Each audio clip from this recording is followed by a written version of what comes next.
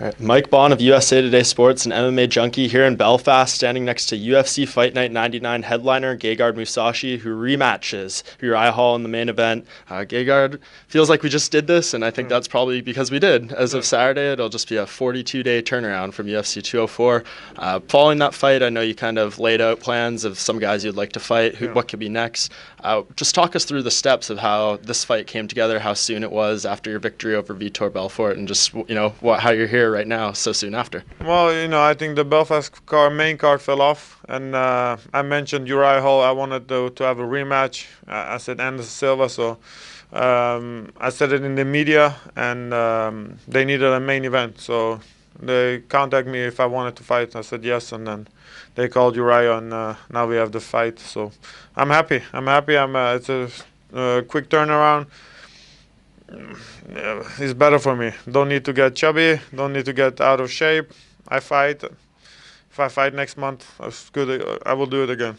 Yeah, and I know you've been really beating the drum wanting this rematch pretty much since, the day the first fight ended, but how realistic did you think it was? Just because, you're on the rise, you're beating, former champions like Vitor Belfort, he's lost 2 in a row. Like, did you really think, just with the trajectory of both your careers, that this would come together at this point? No, not really. It's circumstances. Like I said, the main card fell off, so they needed a fast replacement. So, you need circumstances. A lot of times, you need luck, and so for me it worked out well. But I wasn't thinking that they would do the rematch. Yeah, and of course you must be, as you said, you're very happy. It's your only loss in the past couple of years. Just how important is this for you, just to put that entire thing behind you now, and you get to really move forward and focus on other things and get to put that loss away? Well, I felt like I was in a good. I was feeling good in that fight, so I lost. It was a little bit difficult to accept, but he won fair and square. Respect to Uriah for taking the rematch. It's just a detour. I need to settle the score, and after this, I think if I win, probably some guy like Luke Rockhold. Chakra I fought twice, so he's the next guy that's gonna get me a title shot. So I'm very close. I need to. It's a risky fight for me to take this one, but. It's a fight. We fight. That's what I do.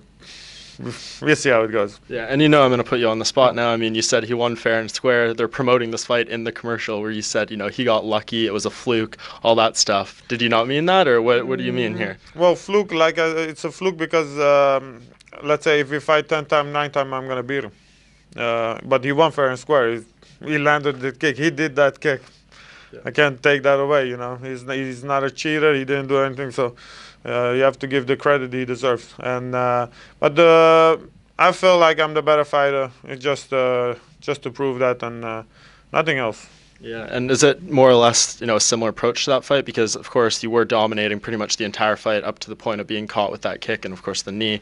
Is it just a similar thing, or with 5 rounds does it change kind of the complexion of this fight? Well, the first fight I think I was rushing in too much. I wanted to finish him very bad, and I wanted to make a statement, and this fight I'm going to take my time. I'm going to pick my shots, and I will be just fine. And I'm aware of the spinning back kicks. It will have to come with something new, but overall my stand-up is good, so I'm not worried. Yeah, and I mean, you have said some things you did call it a fluke, whatever. You've seen him around this week. I see you guys taking selfies in the elevator and stuff like that. What kind of vibe are you getting from Uriah? Are you seeming like, he's pretty, does he hold any hostility towards you? What do you kind of think when you've interacted with him? Well, I said there's certain things in media, so I probably doesn't like that, but, it's sport. We're sportmen. It's a fight.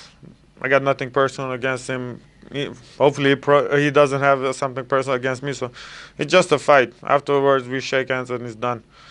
We're not like the women fighter that hold grudges. Women, we're not like that, so it's a fight. It's sport. Nothing against the guy. Yeah. Fair enough. So you said this is kind of a detour, but like Vitor Belfort, you don't think this does much for you in terms of building towards, your ranking and a title shot? Well, he's gonna get. Of course, I need to win first, but he's gonna get me another win, and then a matchup like Luke Rockhold.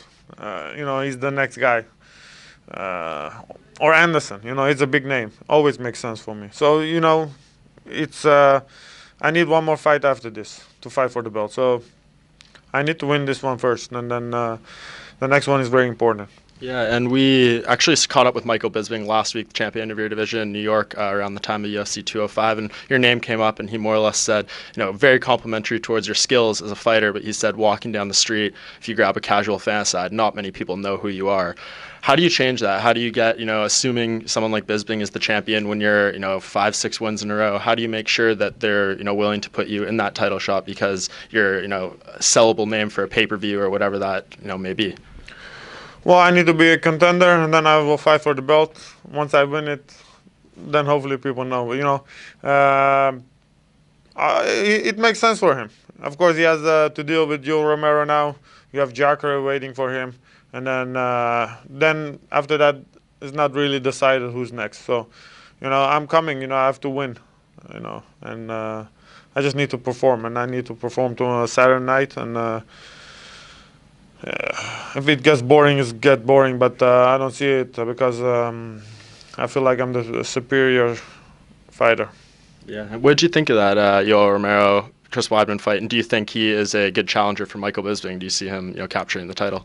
Well, he deserves to fight for the belt. And a lot of people say Michael Bisping doesn't deserve it, but he deserves it also to be champion. And but Yoel Romero is undefeated. He's coming off 5-6 winning streaks in UFC, so he's the next guy. And obviously he beat Chris Weidman, former champ, so he's next. And I don't know when Luke Rockhold is going to come back, but after that it's Jacare. I hope Jacare gets the title shot.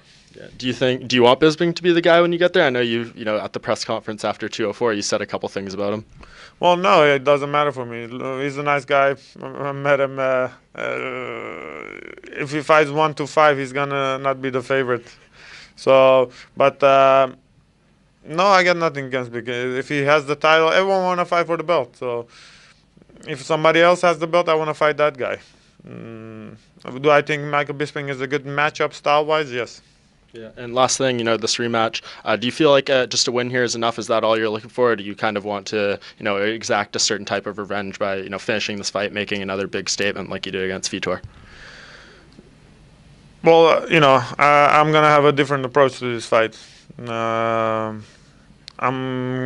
feel like I could finish him within 2-3 rounds, but if it comes, it comes. Sometimes you fight, the knockout doesn't come, or he's difficult to submit, so I'm working on to get it done by strikes. So if that doesn't work out, so be it. It go 5 rounds. Perfect. Thank you so much for the time, Gegard. No problem. Really appreciate it. Thank you. Thank you.